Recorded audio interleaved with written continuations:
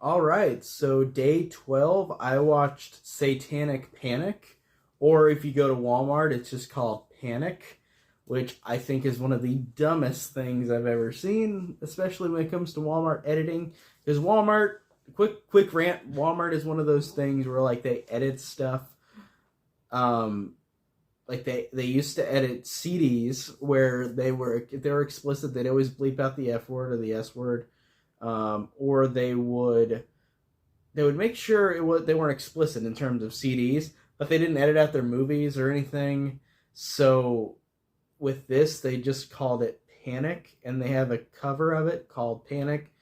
But then you open up the slip cover and it says Satanic Panic, like the regular title says, which I should have grabbed before I started this review, but it's over there. But I had to get it because of course I had to get that cover because it's just funny to see that like that they named it just Panic.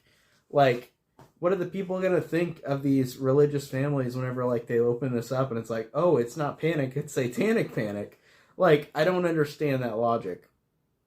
It's just kind of hiding the fact that that's what it is. So anyway, Satanic Panic is a movie where a pizza girl who's delivering pizza to this house discovers that she is dealing now, like she is stuck in this house and is dealing with Satanists, which is a fun plot. I do enjoy these kind of plots, like movies like this. I'm trying to remember ones that I watched recently. Like I think last year or the year before, I watched We Summon the Darkness, which I liked. I thought that was fun with Alexander Daddario. But I haven't seen another one of these in a while, so it was kind of refreshing to watch this one. This one's cool because it has a couple actors in it that I didn't expect. Rudy Modine, who was in Happy Death Day and Happy Death Day to You, who's great in those movies, and is great in this too. She's the daughter of the Satanist leader, but she's not a bad person, and I liked that. I thought that was cool. And you've also got Jerry O'Connell, who isn't in the movie that long, but he really does kind of make an impression with this movie because I did like seeing him in this. I haven't seen him in any horror in a while. The last horror movie I think I watched him in was that movie, I think, Wish Upon. It was either that or The Bye Bye Man. It was one of those two, where like Jerry O'Connell randomly appeared in the movie in flashbacks. I think it was Wish Upon. I think it was Wish Upon that he was in. But he was barely in that. It was just in flashbacks and it was kind of random.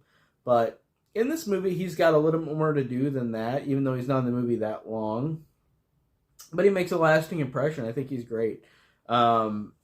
This one, really, besides that, the plot, I can't really say anything that really stood out to me for it. Like, I think it's just kind of one of those movies. It's not one that I can really find anything really to say about it. I guess there's one thing I could point out which I thought was interesting, even though it wasn't used. This girl had a vagina drill, so she had a drill right where her crotch was. That was weird, and that was kind of memorable just because I don't really see that in terms of like a visual aesthetic for a horror movie. I like whenever horror movies can do stuff that I can remember just by a couple visual cues like that, or like in slashers whenever you see like the outfits of the killers, like that stuff I think is cool. This movie looks fine too. It's not really like it's not like the budget I don't think was giant, but I think it looked good enough. I thought it was pretty well done how cinematography looked too. I thought it looked fine. I liked the main character all right, even though the main character was kind of generic, but I thought she was fun. I liked where she went, like how she kind of grew through the movie, like to the end. Like I thought that was cool. She's just this pizza girl who wants her money because she just spent all her energy driving there and then not getting a tip, and that's all she would get money wise, the tip. So she's kind of pissed off, and I thought that was kind of fun. So she just got to deal with this shit. Like I do like those kind of plots where like kind of normal everyday character and stumbles upon some creepy thing, and then they've got to get out of it, but they want to just get what they want. Like, she just wants her money because she drove all the way there, or rode all the way there on her bike. So I thought that was fun.